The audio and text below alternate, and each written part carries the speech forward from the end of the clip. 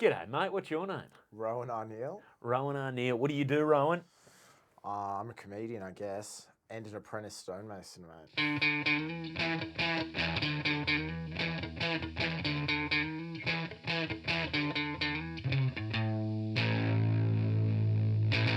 Hello, welcome back to another episode of Crowdworkcast. My name's Andrew Barnett. Thanks so much for joining me. My guest this week, Rohan Arneil. Rohan Arneil is a comedian, almost a fully qualified stonemason, and a guy who's had a million jobs along the way. An absolute champion. I really enjoyed this chat. I only met Rohan a few years ago, but he is not only super funny on stage, but one of those comedians I love when he's on a lineup because he's a good hang backstage. Always got funny stories and good stuff to talk about. So I'm sure you're going to love this chat. Now, if you do want to go see Rohan live, which I highly recommend, he's doing his solo show as part of the Newcastle Comedy Festival at the Newcastle Comedy Club on Sunday, the 14th of July. And if you're in Brisbane, he'll be up there at the Good Chat Comedy Club on the 2nd of August. You can find all those details on his Instagram at Rohan Arneil, which is RohanArneil. And yeah, his show's called Top of the Food Chain. Give him a follow on Instagram. Always good content, and he's not going to spam you with unnecessary garbage. Other than that, if you want to give me a follow, I'm at Andrew Barnett Comedy. If you're enjoying the podcast, like, subscribe, do all that sort of stuff. Enough faffing around. Let's rip into this episode. This is my chat with Rohan Arneil. Still in the apprenticeship. Still in the apprenticeship, mate. Well, I'm a fucking idiot, that's why. I'm going to do a 4-year degree. I did a 3-year degree in 4 years. I'm going to do a 3-year apprenticeship in like 5.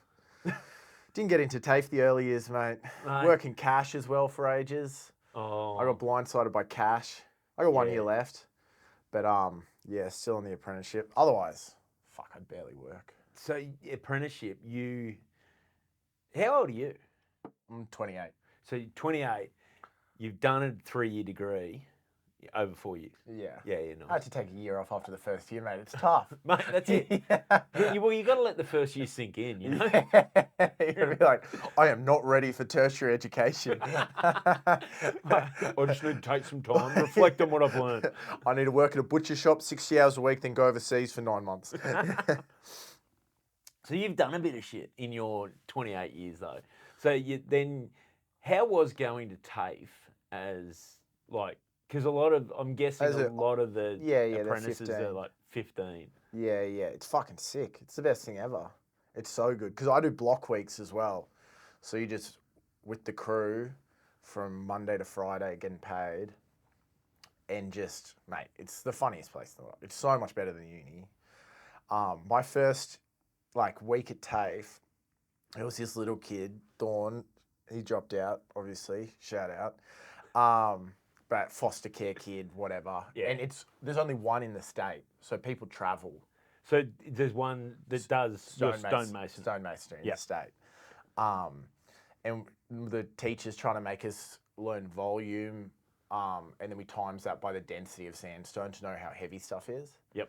And if stuff can take it. And he's somehow managed to get this spinning chair, and he's just vaping, and he just looks up and he goes, Dawn, you need to learn this. And he goes, volume? I can't learn volume. I was a crack baby. And then me and Wow. someone else are going, Dawn, you can still learn volume if you're a crack baby. Let me show you. You've got to see it to believe it, Dawn. So good. So yeah, it's just, mate, it's fantastic. I had no insecurity about being at TAFE. I was just stoked that I was making money. Are you seen as the old bloke there? Yeah. I am older than everyone. Yeah. But it's like, whatever. That's- I have no issue with it. I've got a crew, another 28-year-old. My TAFE crew is, which is hilarious for a TAFE crew, is a 26-year-old German girl and a 29-year-old Australian girl. I'm in the girl crew. Yeah.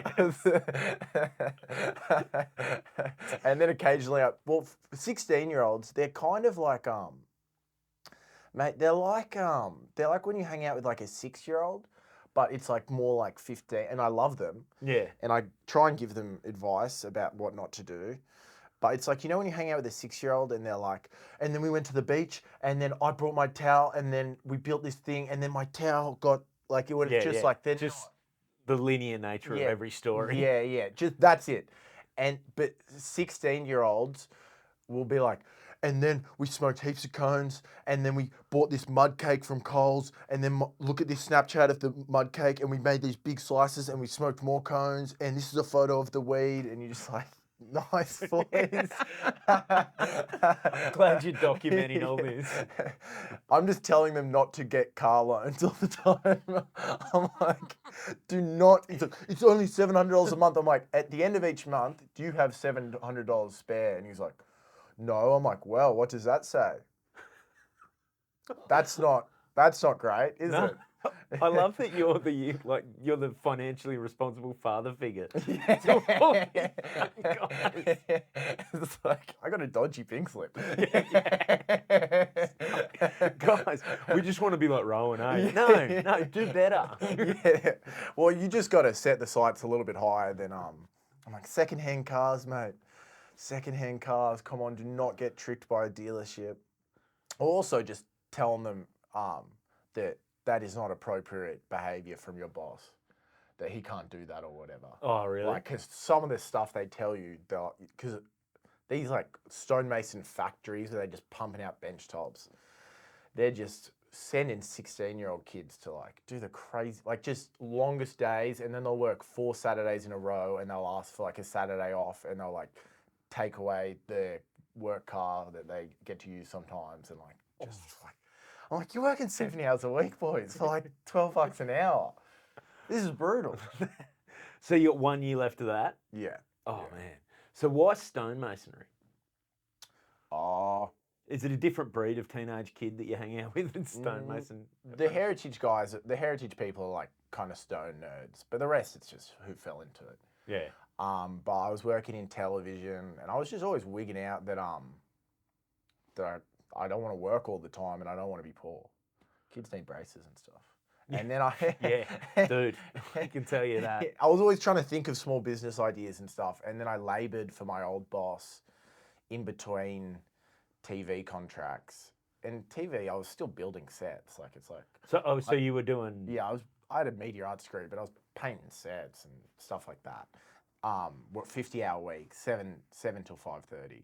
And then I saw him just working out the back of his ute, always having work, just doing something that you don't have to tear down. And I was like, oh, sign me up for this. And it was a 3-year TAFE thing then. They've changed to 4 years now. But I was like, 3 years, and I can work for myself. Yeah. And charge $90 an hour. How good. Fucking oath. Well, especially now, like sandstone in Sydney, sandstone is like I feel like, I don't know if it's because seeing you and talking to you about sandstone, now I see a lot more sandstone everywhere. Yeah, the first time, when I first started labouring, I was like, mate, I just see stone everywhere, mate. I see money everywhere. Yeah. Well, there's a vacant block near where I live where they knocked an old house down, and then it was just vacant for ages, and it was like, it's on the side of a hill a bit, and so shit was washing into and the guy came and flattened the block out so they could build, I assumed. Yeah. But they basically built a stone retaining wall on 2 sides because it's a corner block, and then one at the back as well. And I was just looking at the size of these, like it would have cost like big sandstone blocks. It would have cost an absolute fortune. And now just nothing's happened in about 9 months. And I'm just like, and now parts like shit's washing through, and so nothing's been maintained. And like I'm like, oh man, this. I reckon this guy did his financial nut on the sandstone. And the money. Well, it's like sometimes it's like 40K of stone. Yeah. And then it's like, now we got to put it in, mate. Oh. That's the good thing about it as well. It's only rich people, that can afford. So it's like, well, thank you, nice. Yeah. Mate, to be a tradie in this country is it's the best gig.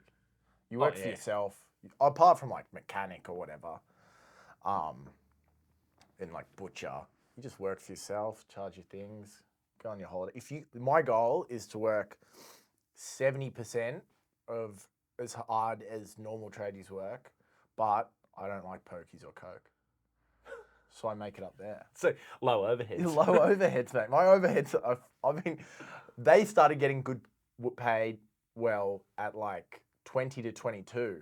I've been broke for 10 years. Yeah. So it's like, I've got that.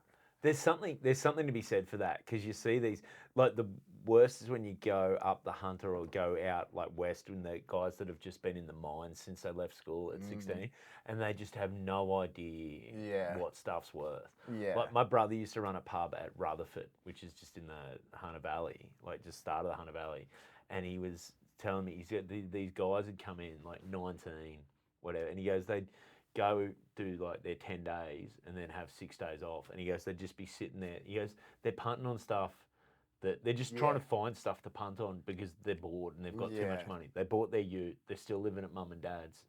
They're like, yeah, that's the issue as well. It's mum and dad's for when you weren't getting paid well. Then mum and dad's, you are getting paid well, and it's just. My mate that was in the mines, he'd come back and be like, everyone's a fucking idiot. They're spending their money. Me, I'm going to save. Yeah, by the end of when he got out of the tunnels, it's all gone. There's a car you write off, then a motorbike that like you have to end up selling, half a tattoo, a drink driving incident. That sets you back a little bit. Just in the middle of Queensland, central Queensland. oh, He FaceTimed me after a 40-hour shift, and just the look on his face, I was like, there's no amount of money. yeah. It's been underground. And then the bonus is you get a motorbike that you're gonna ride off. Or Yeah, exactly. yeah. I'm a bit like that. I often look like there's some stuff too. Like I see it even in comedy where people are doing stuff to build their profile and whatever, and it just looks painful. Like Yeah. I had a comic tell me that the secret now to like he goes, I'm really putting a lot into. I want to build my following on TikTok, like online. He goes, you've got to post 3 times a day. He goes, 35 a week, 35 posts a week. I'm like, I don't have 35 thoughts a week that are worth sharing. Oh my God, mate, when does it end? That's what I mean. Like at that point, as I said to him, I said, I kind of feel like I just like if that's what I've got to do, like if it's 35 posts a day, just 35 posts a week, just to That's hilarious. just to get a following where you can sell a few tickets to make a middle class living. Like there's way easier ways to do to make a living. Like if I'm going to be miserable doing something, I want a more secure job than this. Yeah, you know, I could just work a government job. Yeah. Do this at night and make more money than you. I'd prefer to do that. Yeah. That's crazy. But look, to each their own. I had someone explain to me how TikTok works and where your face needs to be and like things on the screen and needs to be comparing or whatever. And I walked away from it being like, whatever. Yeah. I'm not going to do that. Yeah. I don't have it in me. But that's like I also think I get to a point where when everyone's explaining the secret, this is how you hack the algorithm. Yeah. I'm like, yeah, that's not what I signed up for. I like doing comedy. I like making things that are funny, sharing them. And if people find them funny, they find them funny. I'm not going to I don't want to be famous for famous sake. Oh my God, so boring. And also, the worst thing is, you know, if me and you did that, we probably wouldn't even make any money. Well, that's the other thing. I don't want to fail at something I hate. Yeah, exactly. I'm That's happy to fail at a job I really love. I'll put up a clip a week when I'm trying to sell tickets, maybe. I don't know. Who gives a shit? Word of mouth, mate. Steeziness. That's a steezy thing. Word of mouth. Oh, mate. Mate, I love hearing about people came to my show from word of mouth. I'm like, and I didn't do anything except the one thing I liked. Do you know what I've got a few of lately is people when they come up to me, oh, we saw you at this, like saw you at another show. Yeah. And that's when I'm like, oh, this is good. Yeah, I love that. This is what I want. Yeah, I get to just do the thing I do like. Yeah, which is the bit I'm good at. Yeah, the only thing I'm good at. The rest of the stuff I'm trying really hard and just being like, yeah, I don't know if this is good or not. It's like I like consuming stand-up. I don't like consuming weird TikTok videos. No. Makes me sad.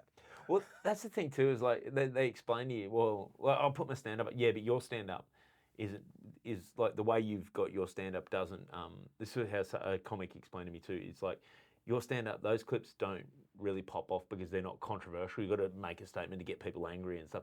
And I'm like, yeah, but if I do that, then they come and see my show where I'm not making people angry. People are just going to be like, what have we come to?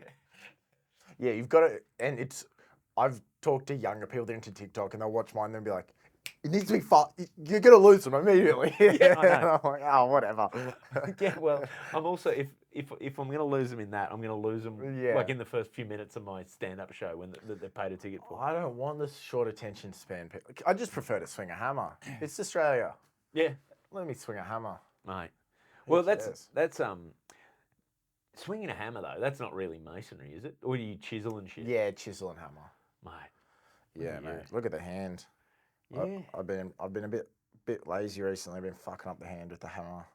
Yeah, there's a fair amount of hammer actually. Hammer and chisel.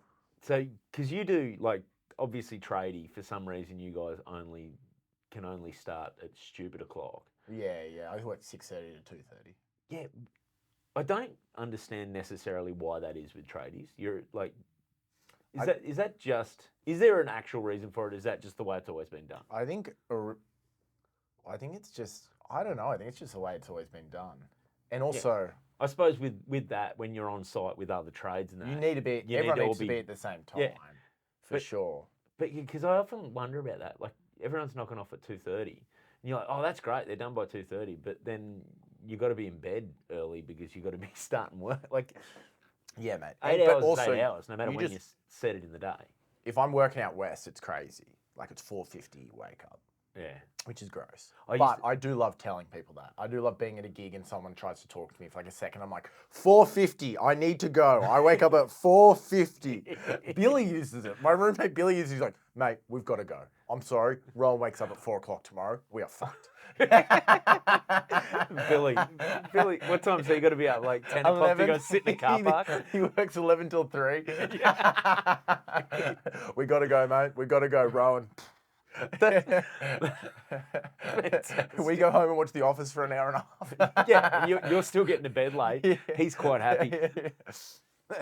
Like that's So yeah, because I never understood that, like why they have to start so early. But then, like I remember I had a job years ago where I do the odd early morning, and we were living out like basically my train line was the MacArthur line.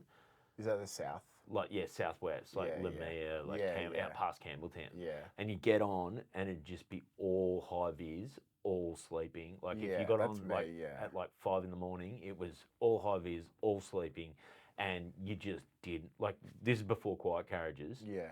There was like if you made too much noise, the looks you'd cop from these, you'd just be like, nah. Yeah, I'm trying to do a bit right now about that. I was waiting for a 4:38 train once. It's not working, but I'll make it work. It'll get there. Yeah. Believe it or not, though, the people going to midweek comedy nights generally aren't getting up for the 4:58 train. It was 4:38, Oh. and it was just me and 12 other blokes in high vis, and I just had the strongest desire to be like, what are we going to do about this, boys? I have more in common with you than my entire family right now. Like, let's get out the butcher's paper. Let's fuck, because this sucks. And I was hungover. Like, I'd caught a vibe, a very unnecessary vibe. When you started that sentence, when you started the first, I caught a vibe, I was like, oh, he's caught a virus as well. This is no good. No, I'd caught a vibe. I'd caught a vibe at my girlfriend's place with her brother-in-law and stuff, and then we'd been drinking, and then it's like, when you're new to a family and you're just like, well, here's an advantage of me being here. I can smash beers with your brother. Yeah. And while it's going well, you don't want to. You're just like, mate, let's go. Yeah. And then her driving you to the train station at 4:30. And you're like, oh, I'm sorry, babe. I'm going to be rich one day. I swear. This could be the girlfriend that could benefit from me being rich one day, but I've told a lot of people I'm going to be rich one day that never got. If I get rich, it's like you have no benefit out of it. I just picture you getting your Logie. I just want to shout out to the following ladies who drove me to the train station and stupid. Jazz, Alyssa, Ash, shout out. I told you I'd be rich one day. Sorry, it's not with you. But yeah, you get used to it. Like, you don't get used to the 5 o'clock train, but I'm up at 6 feeling pretty good. Yeah. I'm like, yeah, whatever, nice. But I'll tell you, I'm not working right now, and I'm not getting up at 6. You immediately just are like, oh. Yeah. This is so good. Because you've hurt your hand, Yeah. not on the work. tools, no. So what were you doing? Because you mentioned it. I was drunk. Trying to make I bought it's one of those povo things. And it's annoying because it's not povo and tough. I was trying to make a satay sauce with a Kmart food processor and it wasn't working. And I turned it around to put it in, get the thing in properly. Yeah. And I hadn't unplugged it. And as soon as I put it in, it just whipped. Oh. And just blood just went like 3 meters. And then I was like, oh God. And it was over the sink. It was actually hilarious because my roommate, his girlfriend had come round and she messaged me and he's like, come round, I always go there, you come round. She's like, oh, there are lots of people over though, like, oh, my social battery's low, I just feel like something's so low. And he was like, yeah, it'll just be Rowan and Brooke. And then we come back from the pub and come back with like 15 people. And she enters and is like, is Marcus even here? Where is he? He's like, oh, he's outside with another group of people. And she's like, and then they all eventually leave. And then it's just finally us. And I'm like, oh, I'll make you guys chicken stir fry. And then I go to blend something and then there's just blood everywhere. And I have to be taken to ER and she and him have to clean up the blood. What time of night is this? It was like 7:30.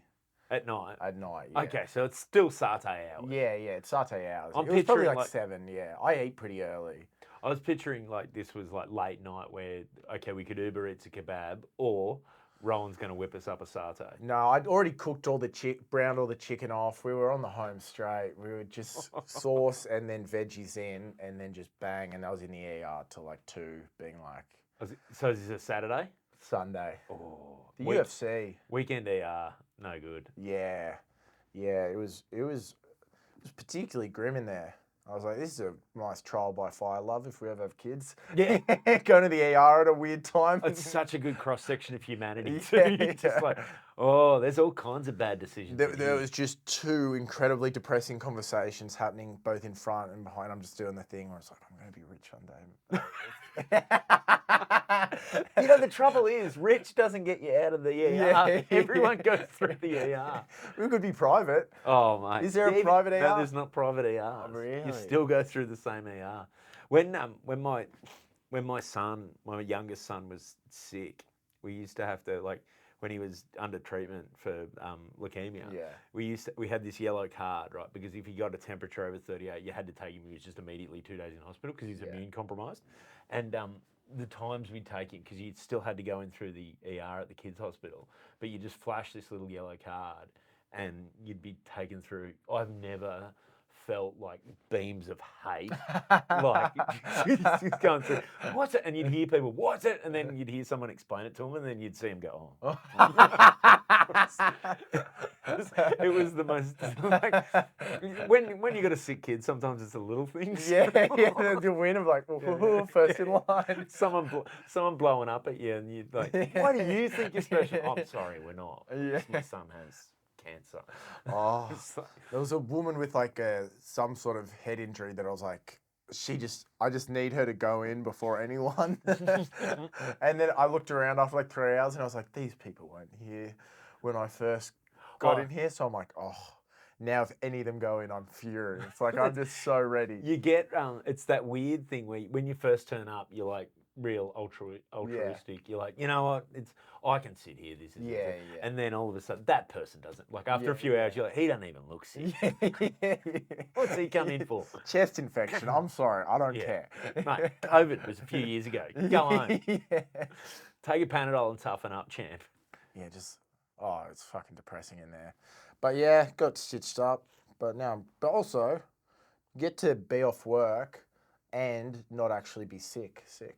So I was walking around the city today. I love running errands as well. It's my favourite thing to do. So I was running errands, doing a bit of riding. You'd still be at that point too with where being off during the day. Remember when you're at school and for some reason like you'd be out in the world during the day and it just felt like this is what it's like outside. Having a 7-Eleven coffee, going to Bing Lee. Like, wow, I get to do all the things I like to do. I'm sure if I didn't work, then I'd become like all the comedians I was thinking about today, being like, if another bloke complains to me about not having anything to do in the day, I'll freak out. Mate. But I'm sure the existential angst does get you eventually. I, what do you like? You enjoy it? I have stuff, like I always try and have stuff to do during the day. Yeah. Like there's more to, like there's always something to do. Yeah. I'm real bad at not, it took me ages to just go, and my wife actually pulled me up and said, you need to just sometimes just give yourself, like, it doesn't matter if it's a Monday and everyone else is at work. Yeah. If you haven't had a weekend, you haven't had a day off, then have a day off. Yeah. I was like, but I could be doing this, I could be doing, like, there's always writing to be done, there's always, like, it could be cutting, like, these clips, organising stuff, there's invoicing, there's always shit to do. Yeah, but even the things you're mentioning, they all take like 30 minutes. Nah, they don't. The clips don't. Oh. The clips don't. But after an hour of writing, you're like, all right, well, I've hit a wall here. Yeah, but so I don't know, I write a bit different to that now, where if I really want to nail something down, I'll get the concept, try and write it out, a bit out, like, oh, these are the beats, and then I'll go do as many different things as I can. Like, I'll go for a long walk and talk to myself, make notes. I'll do shit around the house, like I'll do all the washing. Like, if my wife comes home and I've done everything, it means because I've been trying to write. Yeah, I'm the same. My whole thing is, like, if you want me to do something, give me something more urgent to do. Yeah.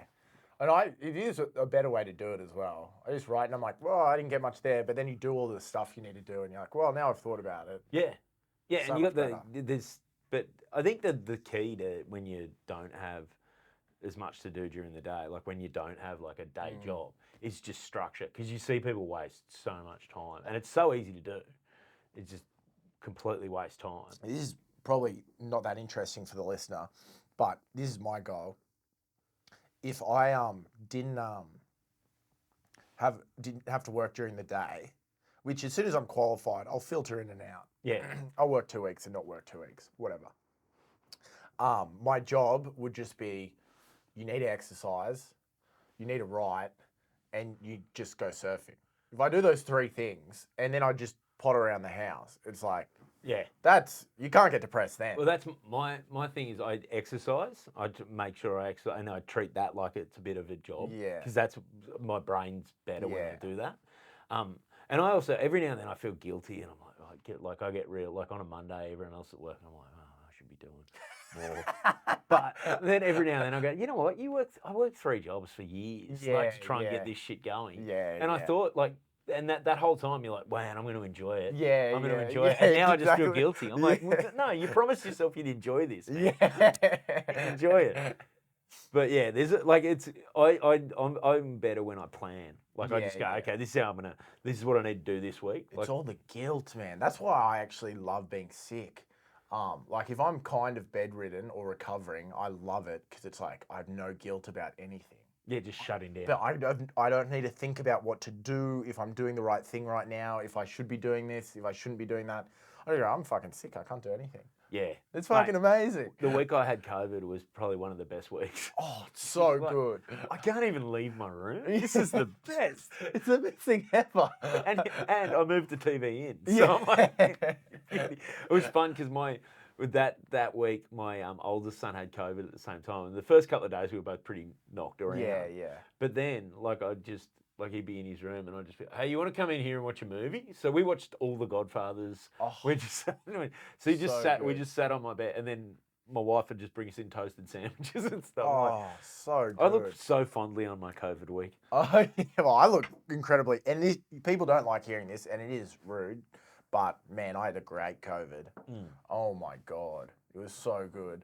Got a great apartment right on the beach. Oh. And then was working 6 days a week removalist. All my mates suddenly were getting paid to do nothing. So I was like, I got an internship, guys. I can't work 3 days of the week. Then got on the government thing, and then was making removalist money, and was just never have any time or money your entire 20s, and then have time and money. All gigs are cancelled. So if I'm not doing stand-up, I feel so guilty about that. But if everyone in the world isn't doing stand-up, woo! And then into Garbos when I got bored of not doing anything, just on the back of trucks vaping. The only people that can move around. Ocean, the freest. I would just stand on the back of a truck vaping with the most charismatic man in the world and be like, the most free men in the world, let's go. Just running amok.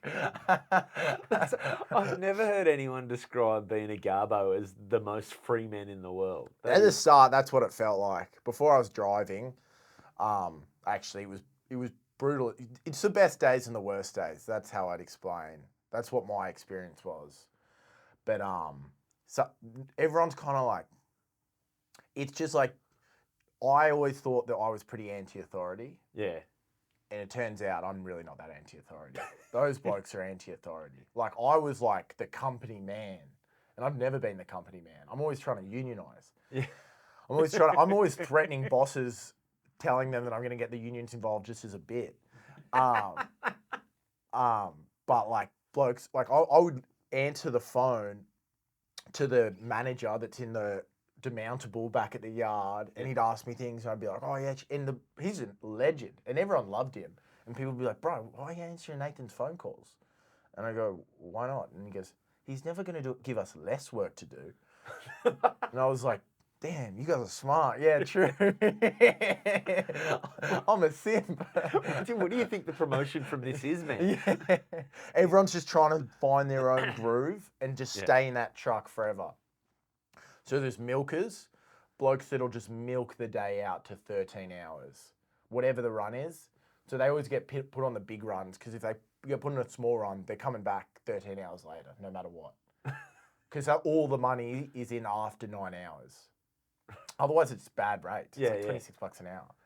It's when you, and this is the annoying thing, time and a half. It says time and a half on your pay slip. It's time and a third. I'm like, it's time and a third, mate. Do you think we can't do this math? And they're like, oh, it's still pretty good. Stop calling it time and a half. I think we can't do this math. I think most of them can't. I think you can. I'm like, bro.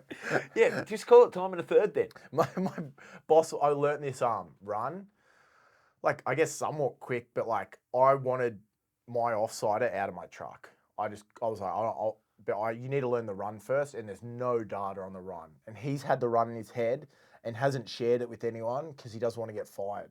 Because he loves that run, or? He knows that he'll get fired if they get this info. That's like, he's like, you can't fire me because no one knows the runs, these 5 runs, and the different places we go. We really don't know who's handling it. This is amazing. So there's a guy in a garbage truck, like, if he's sick that week, they're fucked.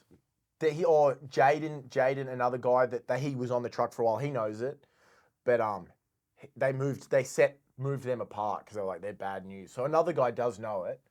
Some guys do know it, but they're never going to share the info. Some blokes will track it with the Run app, but like, you never give the bosses that. They don't get don't show anyone that. And we had cashies set up every day. He'd set up a cashier every day for free food. So we'd go to cafes that weren't on the run and yarn them up and be like, we'll take your bins free of charge, but we want a chicken burger. We'll come here every Tuesday, empty all your bins. You won't have to pay the company anything. And we'll get a chicken burger and a banana smoothie and a flat white, please, each. And we'll do that every Tuesday. And Monday, we're toasted sandwiches in DY. So every Tuesday for about $30 worth of food. Yeah, everything's just trashed as well. That's We're amazing. mixing recyclables. It's all, that shit's not going to the right place. I did things that, like, mate, there's a special place in hell for me for the amount of recycling that I've sent down into a pit. My boss one day, I was like, there's this line from The Sopranos where he's like, Uncle Tony, the man I'm going to hell for. Christopher says that. Yeah. And one time Nathan, the manager called me. I'm like, mate, they haven't done this street. There's all the bottles are here. And he goes, just we need it gone, mate. We need it gone. I'm like, mate, I've got a full load of garbage. It's a full street of, and he's like, mate, we do not have the fucking time. And I was like, mate. Read between the lines, Boy Scout. My boss, Nathan, I'm going to hell. There's a special place in hell I'm going because of him. But then, yeah, Monday, fruit juices and toasted sandwiches on the beach. Wednesday, he had off. And then he'd have catchies that he wouldn't deal me in with too. We'd just go to some bloke's house and that was on the run and just throw a bunch of shit in the back, and he'd take $100. Just constantly, just everyone's trying to. And then I eventually was like, because he was dealing coke out of the truck and shit, and I was like, that was the first day, and we pick up like a pound of weed, and like he's just so charismatic. Do not put this on my Instagram reel. He's so scary. Do not reel this up, Barnett. He's not going to listen to a podcast. Driving around listening to, I try these podcasts. Yeah, I'm like, do not. The podcast is fine. They're not getting on the podcast, but they're on Instagram. All right. So this isn't going on reels. Anyway, and then I just called my boss one day. I was like, I want this snake out of my truck. Like, I'm over it. And he's like, you know the runs? I'm like, I know the runs. I'm over it. Because I thought I was like kind of good at dealing with people, but some blokes just put it on you. Like, we gotta go for half an hour anyway. Cheers, bruh. And he'll just put his headphones on and sit back like that. And I was driving. And he couldn't drive. He doesn't work at the company anymore. He got fired. He bailed after he didn't get his good run. And then I was like, I'll get this fucking snake. And then they found a thing of where we were going off run and questioned him about, and then they saw him. He wasn't meant to drive, even though he's got a truck license, because some shit had gone down. Fucking killed the lady. So I was. He's in the thing. So he's massive backseat driver. He's actually an incredible truck driver, and he got cleared. Like, it was just complete bad luck. Yeah. Like, he's a great truck driver. And then they got him, and then he's trying to make me take all the keys for all the things we open, be like, give them to me, I'm getting them, drop them off at me. And then my new offsider just put I was like, I'm not doing that. And my new offsider just knew, and he put the keys in his bag and was like, when he leaves, someone's taking the keys. Because they can it'll either be him or someone knows they can blame him. It's just street smart stuff that I had no idea about. Oh, like, there is street smart. I used to think that it's for dumb people that just like saying it, but like, it's just not involving yourself.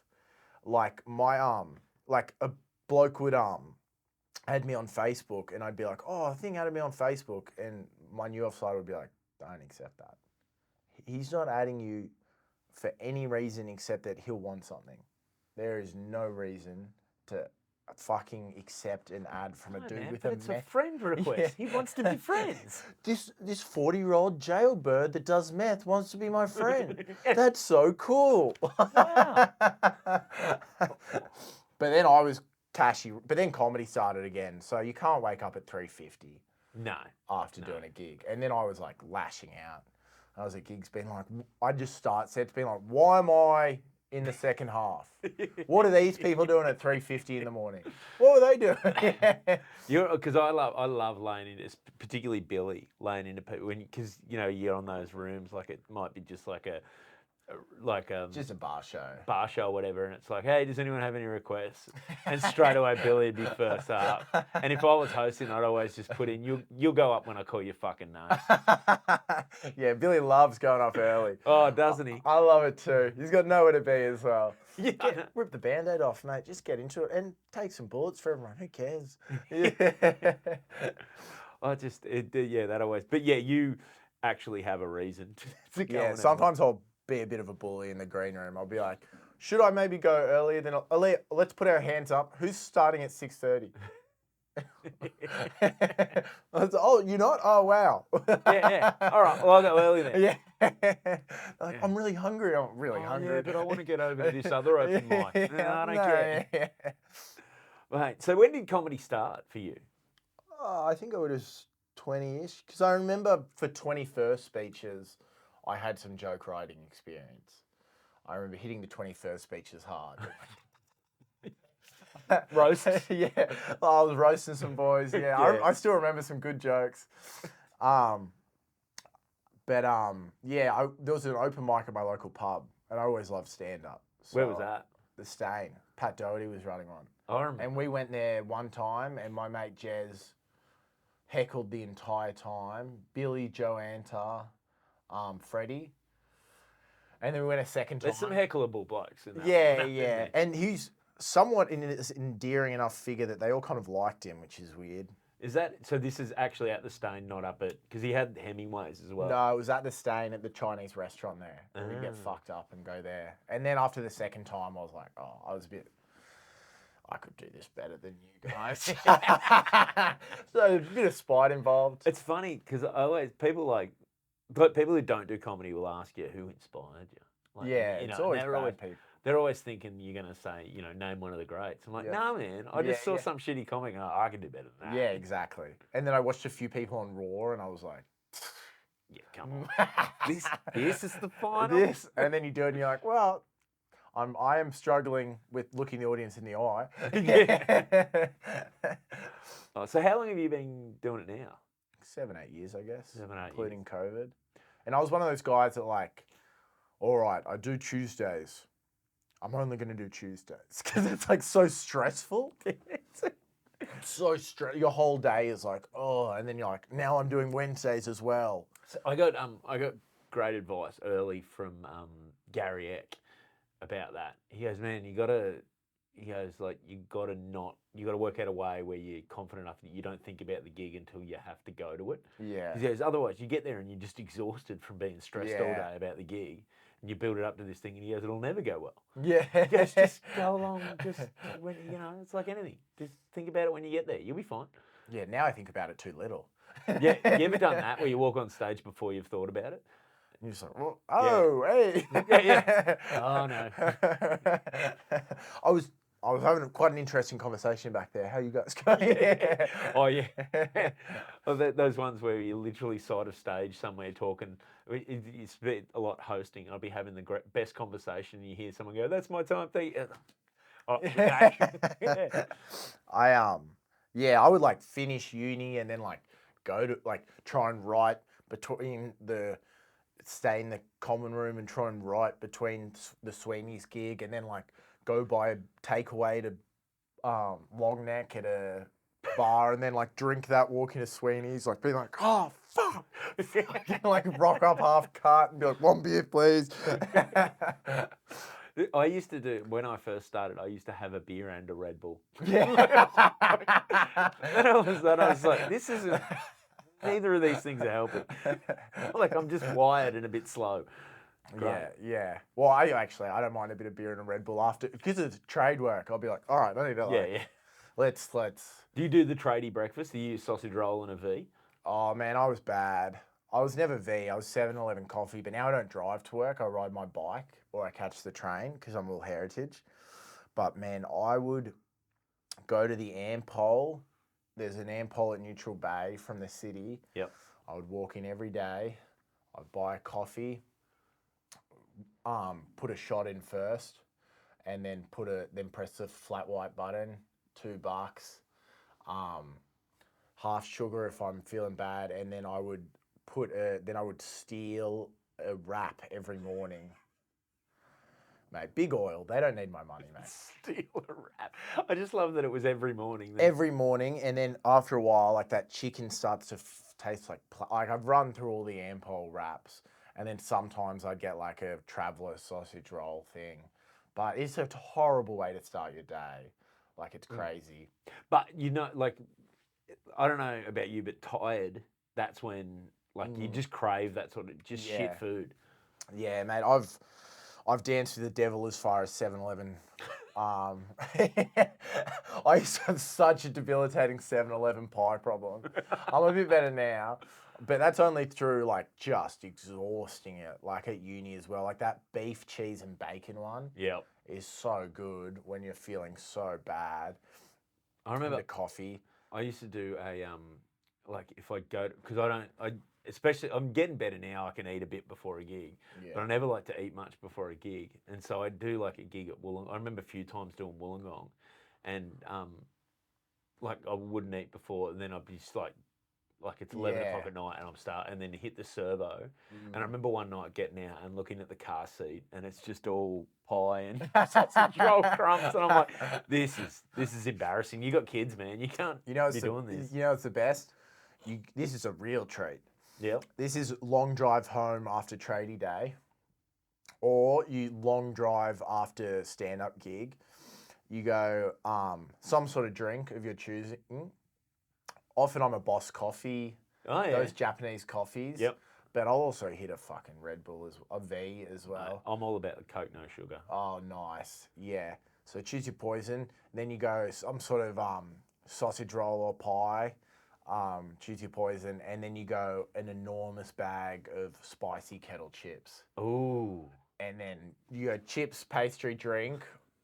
Or chips, pastry, chocolate, no drink. Oh. That's fucking crazy as well. I quit smoking for a bit. I was just hammering spicy kettle chips. Like, just no tomorrow. Like, they were telling me how much because I was driving heaps for work and I've got an old Prado, like, it just chews through it. Plus, I had this enormous servo food problem. I was getting, and tolls, I was getting, like, Combank updates that I was spending $900 on transport a month. And what percentage of that was chips was probably like 7%. Yeah. It's like, I'm getting absolutely done, bro. It's amazing. Yeah. What I've done to the environment in my short life. Oh, what have you done to your insides eating like that? But I'm also like, I'm a healthy guy on the like, now my lunch every day is I take a thing of hummus, mayo, chili tuna, Nice. on a wrap with a tomato and a cucumber every day, and then like a protein bar from Aldi, and I'm just zen as fuck, mate. Bit of crunch, bit of chili, and I have and then it's like whatever, toast in the morning. Who gives a shit? Yeah. Well, see, at least because that's the thing. At least though the tradie, like I respect about the tradies. At least it's a physical job. Yeah. Like where I was just doing it at the end of a stand-up gig, which is that there's like, it's literally standing up is the most physical part. Yeah. But like, mate, some days, now I'm heritage. Some days I do not break a sweat even close. And I still have the thing of like, I don't need to go to the gym. I fucking thing. Like, who gives a shit? I work for a living. And it's like you've been pointing precisely on Sans. Like, it's nothing, bro. Look at these hands, man. I work for a living. I'm also on the jackhammer now, and also it's like I'm lifting stone with pulleys. I'm putting it in. Like, Man, stonemasonry is it's one of those trades too. It's not it's an obscure one. Yeah, it's in obscure. a lot of ways. So that's that. There's follow-up questions with that. Yeah, always. It's not your basic bitch trade. No. And it's for me, it's 100% just because of ego. It's like, I don't think I could have done a trade if people at the end of the job went like, it's so pretty. And I'm like, I know, it's really pretty. Yeah. You get to have all that tradie anger, but yet still be a bit Yeah. I'm like, look at the visual stuff how doesn't that work on the thing? Which is what I liked about painting sets and stuff. I'm like, wow, look. Yeah. So if I was just running water through buildings, I'd be so angry. How long did you do the TV stuff for? Oh, it was probably mate, all my jobs are like, sometimes they're like less than a year, but they took so much out of me that I like feel like they were forever. Well, probably like a year then Garbo's. I got sick of the travel, and then it's like once you figure you're not going to do something, you're just like, oh, well, I'm out. Yeah. Like I just became a bad worker, and then I was like, now I'm out. And then it gets to a certain point where like, okay, there's an easy way to make a living in a job I'm not enjoying. Yeah, I'm just like, look, I'm like, and they're all so bitter, bro. Yeah. They're all heaps bitter. And they don't have much autonomy in their own life. And it's 7 to 5. And then they're like, because it's not full time, then it's like, you get a break off between contracts. But then between contracts, everyone's just scrambling for work and scared.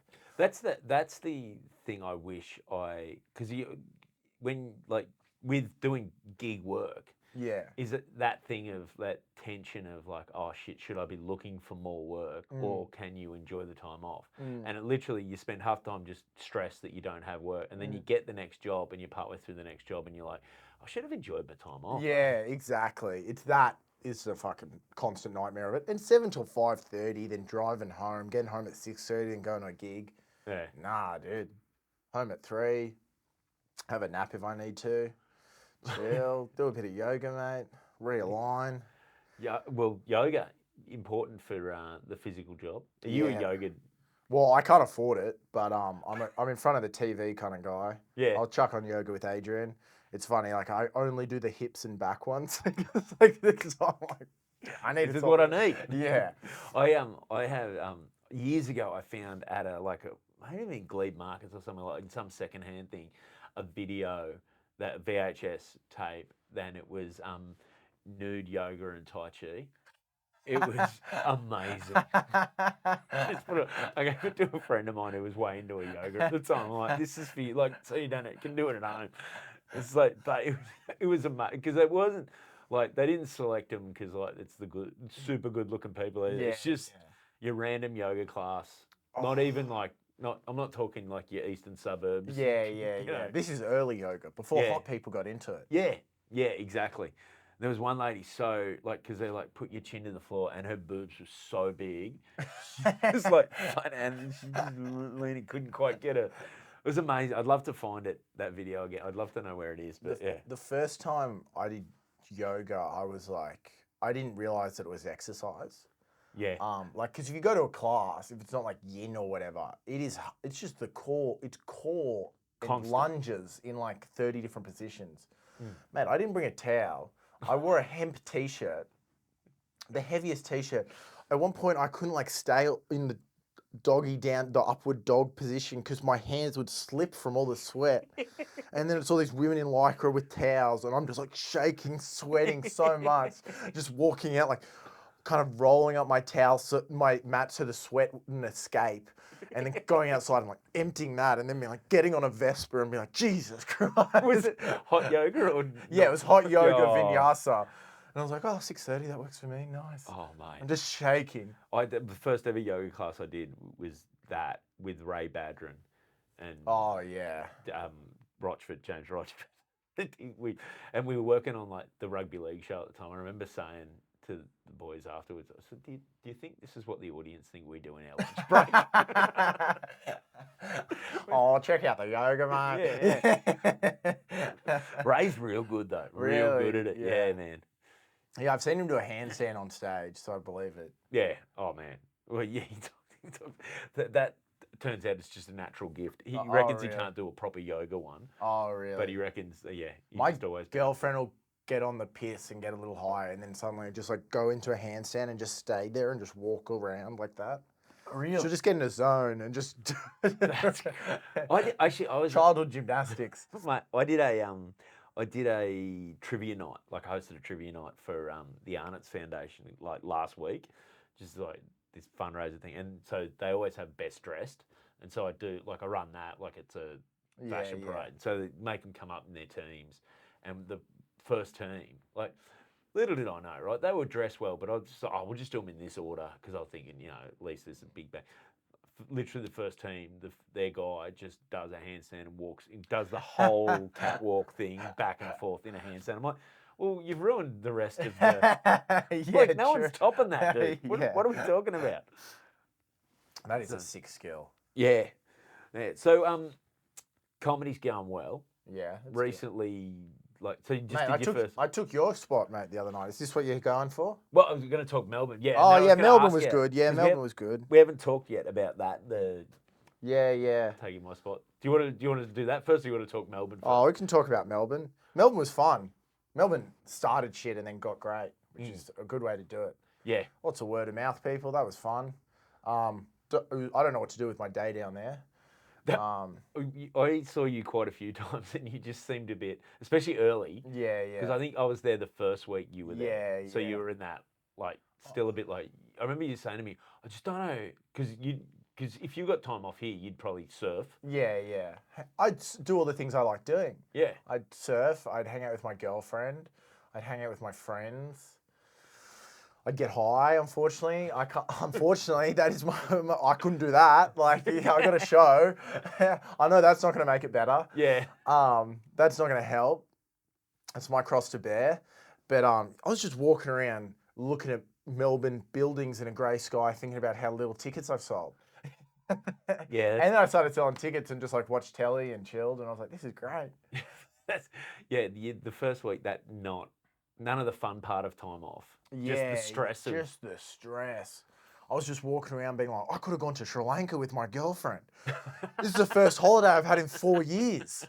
This is the only holiday I've had in 3 years, not over Christmas. And Christmas holiday, mate, you drink so much alcohol, you get depressed anyway. Yeah, it's not. By the end, you're fucking torn up. It doesn't feel. Christmas is great, but it doesn't feel like a holiday as much because everyone's doing it. Yeah. Like, whereas you take a holiday in the middle of the year, you wake up second day of your holiday and you know everyone else is working. You're like, I'm winning here. I'm like, we could have gone on a surfing holiday to Sri Lanka. God damn it, I'm in the outer suburbs of Melbourne. But it turned out great, actually. It was great fun.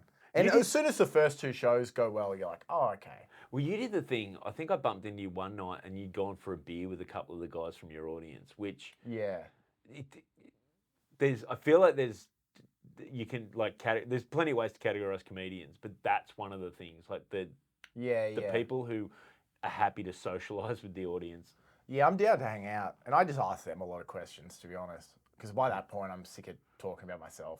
Oh. And what I was actually, a guy once asked me, I thought I didn't hear him and he was a legend. And also, fucking free beers. Yeah. You can put me in that category. Yeah. So, yeah, that's kind of... We'll talk to people for free beers.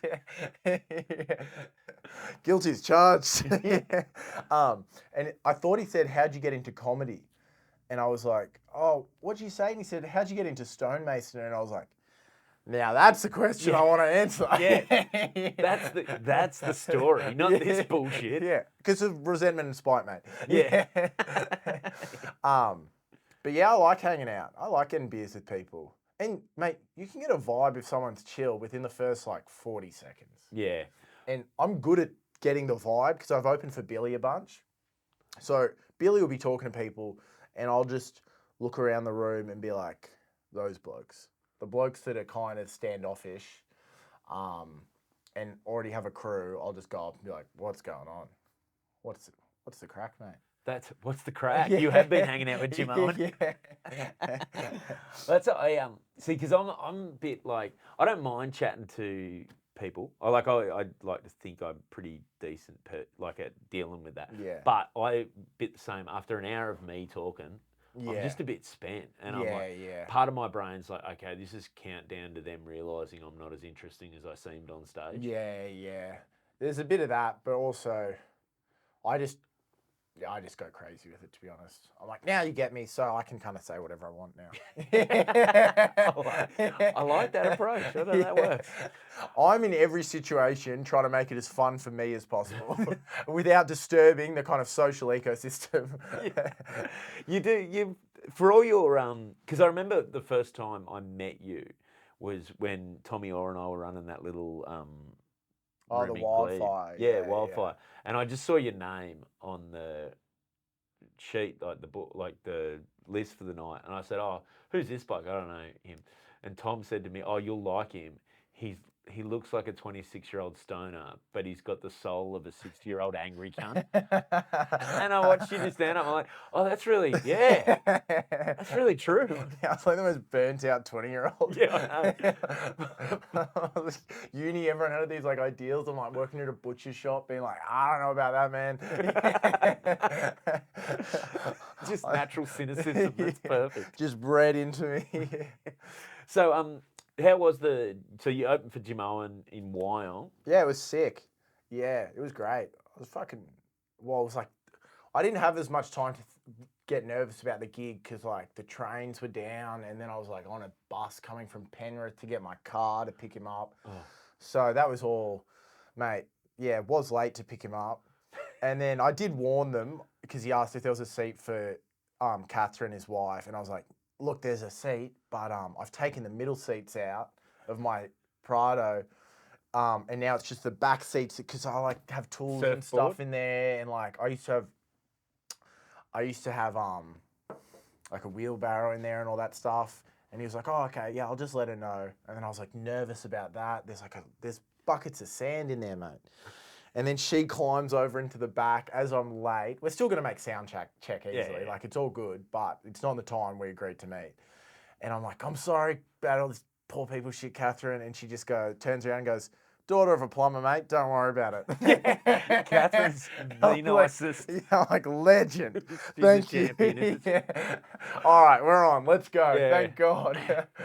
I met her dad, because they were on. I did a gig with him in the start of the year, and he'd been traveling around with her old man, like he'd been doing the tour with him, and exactly, just the most relaxed dude. Yeah. And still has. I think he's been retired a while, but still had, like, you shake his hand, you're like, oh yeah, you're a tradie. Yeah. Yeah, it was great. Just fucking fantastic. Such a sick room, that room. Yeah. They're so close. It's like intimate, but like a lot of people. It's more intimate than the store in some way. His audience too are just, like I think I said to you in that text, like they just will, like they mightn't be expecting you, but then they'll sit and go, oh yeah, I'll give it a go. Yeah. And there's nothing better than going up with an audience willing to give you a go, but have no expectations. Yeah. Because it's easy to clear those no expectations and have a bit of fun. And I just wrote the first 5 minutes off. I was like, if that's not going well, it doesn't matter. Yeah. They just got here. Yeah. I am the MC. Yeah. 20 minutes and into intermission, you're like, I was so scared of doing 15. Did 22 and I was like, oh, thank God. That's awesome. Mate, we're almost at time because you've got to get to a gig. But let me ask you this before you go. A couple of things. I'm going to get you to plug everything you want to plug. But, so you've done a bunch of different jobs. Yeah. At this point. So 5 years' time from now, everything's just gone. Everything's broken, Rohan. What's that look like? How you're rich, obviously, because you promised you would be. Yeah, I'm rich. So you're saying that I can't work my current jobs? No. Just like if 5 years from now, if everything you're doing now or everything you want to do goes right to get rich. Yeah. What's that? What's your week look like? What are you doing? Mate, I got a 4-bedroom in Maroubra. Nice. I got a little red brick house that I'm maintaining. Yep. I'm still doing cashies, to be honest. Doing your own lawn? Doing my own lawn. My dad was a horticulturist, so I like gardening. Yep. I'm gardening. I'm pickling things. I'm creating my own sauces, hot sauces. I'm just in the kitchen, mate. Yes. I'm doing a bit of writing, blazing in the daytime, gardening, going for a surf. That's all. Getting on the road, gardening and cooking. Mate, I have a weird rich guy dream, and I've never sailed before in my life. Really? But I have a rich guy dream of having a small boat that I can whip around the harbour and just going to beaches that are only accessible by a boat and just anchoring up and chilling there and just following the wind back. I'm sure it's hard, but I like it enough that I've hit people up and volunteered to be on their boats. And I'm not from a sailing family or whatever. My dad thinks it's gay. So that's my rich guy dream. Your dad can't tell the difference between the Sydney to Hobart and the Mardi Gras. Well, he just hates stuff with gear that he doesn't know about. Yeah. So it's like fishing. He just feels immediately emasculated. I can tell, and he's like, "Fuck all this fucking shit." Or like, my mum told me he went out on the boat once and with some people that sailed, and he didn't know any of the stuff, and they did, and he was like, "It all fucking sucks." Just stick to the things you're good at. Yeah. That's all. There's a good dreams to have. I like that. Yeah. Because seasonal.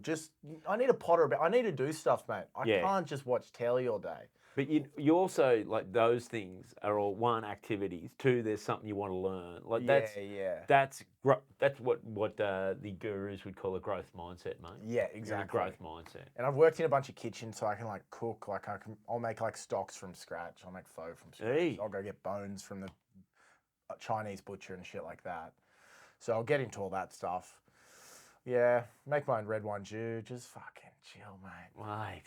Mate, that's good living. That's good. That's the best answer I think I've had to that question. Oh, nice. I like that. Yeah. I think I've got a greyhound. I'll chill with my greyhound. Mr. Ripley the shit out of this. You're going to be dead, motherfucker. Oh, well, I've thought about what I'd do if I was rich so much, to exhaustion. Yeah. And it's also like, what I view as rich is just living in a 4-bedroom house. Yeah, being comfortable. Yeah. Low overheads. Yeah, what my parents could afford on a teacher's salary. Oh, fuck. Imagine that in Sydney now. Yeah. Unbelievable. 250K house on the Northern Beaches. Let's go. Yeah.